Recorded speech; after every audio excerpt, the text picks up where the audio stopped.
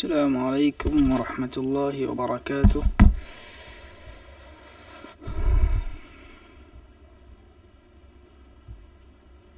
امید ہے آپ سبھی حضرات خیریت سے ہوں گے. ٹھیک ہے, ہم اس کو ذرا سا بھیجتے ہیں اپنے ساتھیوں کے پاس, پھر ہم شروع کرتے ہیں. Okay, sorry, just let me send, then we will start again انشاءاللہ.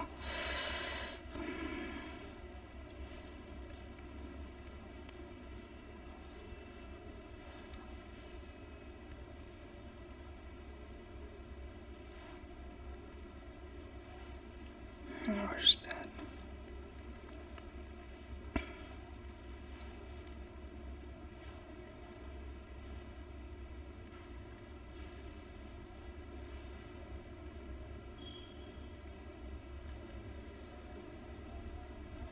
Just a second, please.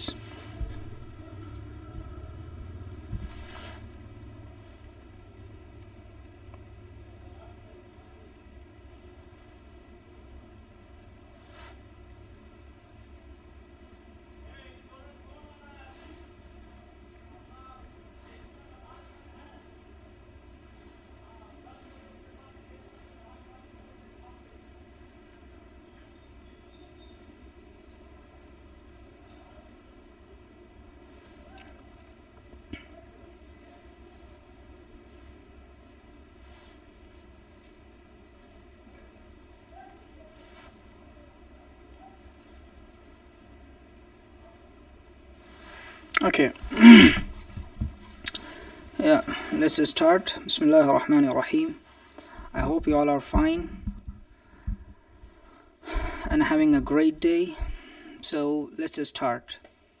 So what is the gist of whatever we have read?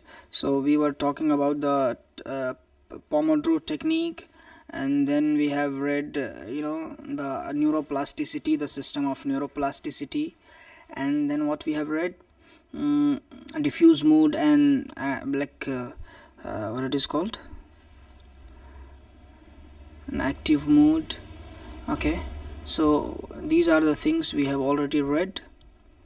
Now we are going to read the memory palace technique, and working memory and long-term memory. So we have read this one as well. Okay, so Nelson Dellis makes crazy image in memory competitions, but he takes it a step further. To have a chance of winning, Nelson has to remember a lot of different wacky things, hundreds of them, and put them in the right order. To do this, he uses the memory palace technique, which uses a place you are familiar with as a memory tool. The technique has been around for 2,500 years. A famous Roman writer named Cicero used it to recall his speeches. Modern research has shown that using this technique changes your brain and helps you to start having a better memory. Imagine a place that you know well, like your house. Then take the things you need to remember and mentally put them in place throughout your house as you walk through it. Make sure something is shocking or silly about the way you imagine each of them. Add a little movement to them. Then picture yourself walking through the house and seeing them, maybe even talking to them. Let's say you need to remember some groceries, milk, breads, and eggs. Imagine meeting a giant milk bottle with a smiley face that smiles even more broadly when you walk through the front door. "Hello, Mr. Milk. You are looking especially enormous today," you say. Then in the living room, picture a loaf of bread loafing casually on the couch. "Mr. Bread, you are such a pain. Don't you have a better things to do just lie about?" Pain is French for bread, extra corny. Go through the living room in the kitchen. As you open the door, a box of eggs falls from the top of the door onto your head. Your brother is laughing at you. He set a trap. I'll let you decide what to say to him. Right? Do you get the idea? The more vivid and outrageous the image, the better. You can use the memory palace for Spanish words that begin with A, and another for words that begin with B, and so forth. You can use yet another memory palace to allow you to remember the main ideas, based on a few keywords or of a speech you are going to give. You can use memory palaces to remember long series of numbers or what cards have appeared already in a card game.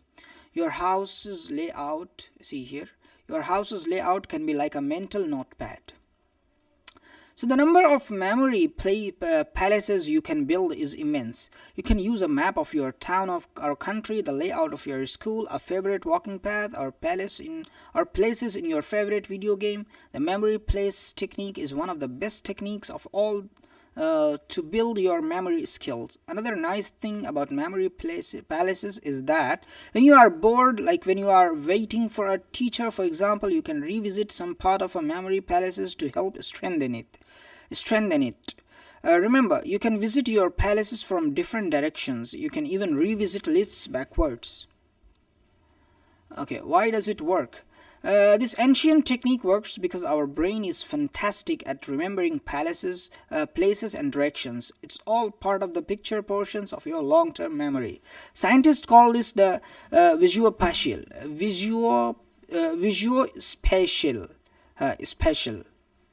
memory, and it's surprised. Some people need a little more practice at tapping into these powers than others, but it's here. This part of our memory is much better at remembering places and directions than it is at remembering random facts. Think of a Stone Age guy. He needed to remember how to get around. That was much more important to him than naming rocks. That type of rock is called quartz. Who cares? Where's my cave? When was the last time you were unable to remember the way to school? Or where your living room is in your house?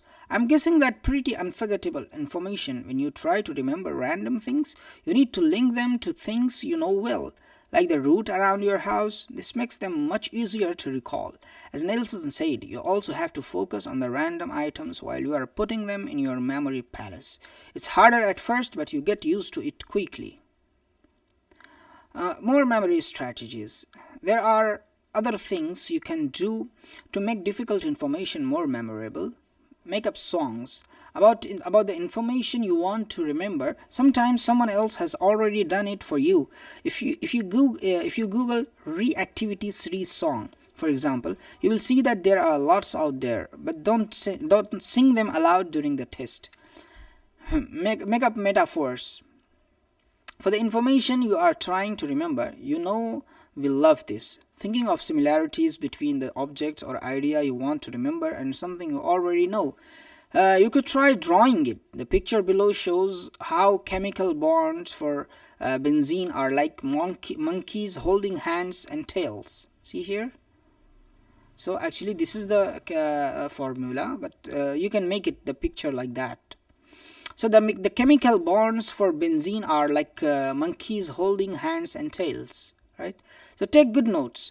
We will tell you more about this later, but handwriting, not typing, notes about the material you want to learn helps the information stick. Imagine you are the object. What it is like to be a star, or a continent, or a glacier, or a tree growing in the sunlight. This might sound silly, but it works. Do some creative writing about the life cycle of an ant or whatever you are learning.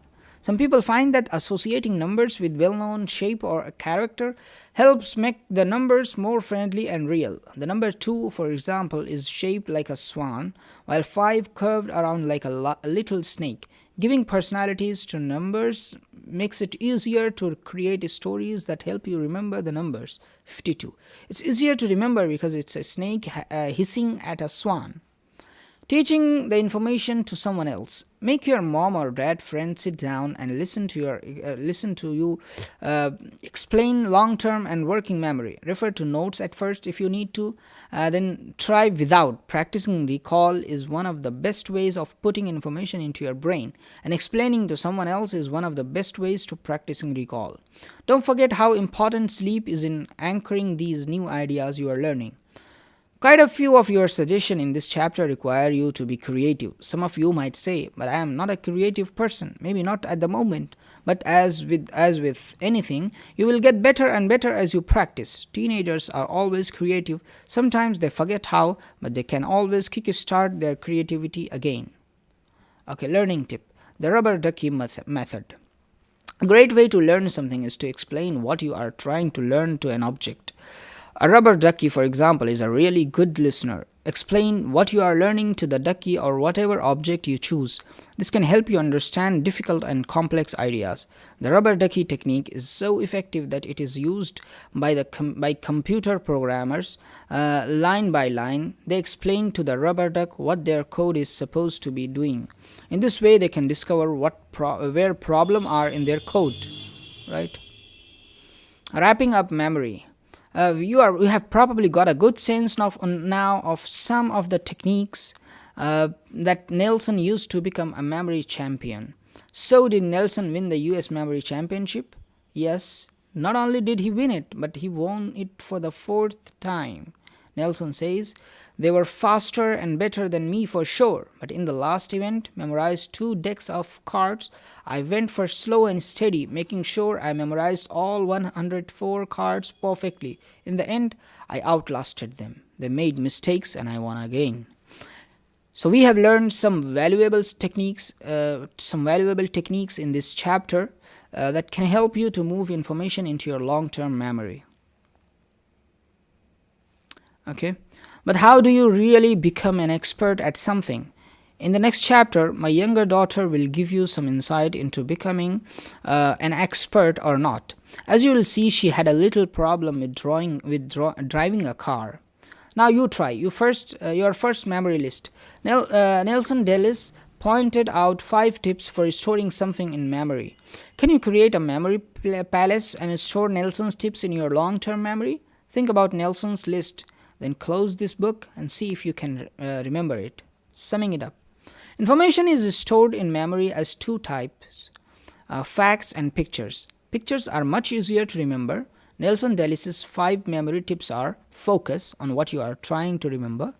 Number 2, practice remembering. Number 3, turn what you are trying to remember into a picture. Number 4, store the picture by connecting it to things you already know. Number 5, use active recall to make the idea stick. Memory palaces are useful because they use your memorizing visuospatial powers. Practice using your memory and it will get easier and easier.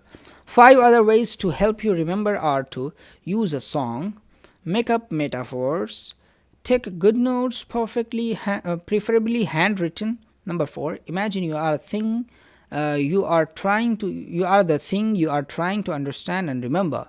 Number 5, share your ideas, teach them to someone else. Okay, now check your understanding. Is it possible to be able to develop a good memory even if you have always had a bad memory? If so, how? Yes, by these techniques we have read by the Nelson Dellis and then other things. Number 2, explain the memory palace technique. Number 2, explain the difference between the 2 ways we store information in long-term memory, by fact and by pictures. Turning a fact into a picture makes the fact easier to remember. What can you do with the picture to make it stick even better in memory? Give an example. When you are done, you can compare your answer with the ones at the back of the book. Okay, picture walk done. Few end of chapter question tackled and notebook ready for the next chapter. Okay, so I think it's enough for today. I will do it tomorrow inshallah. Yes, okay, thank you. Jazakallah khair. Assalamu alaikum wa rahmatullahi wa barakatuh.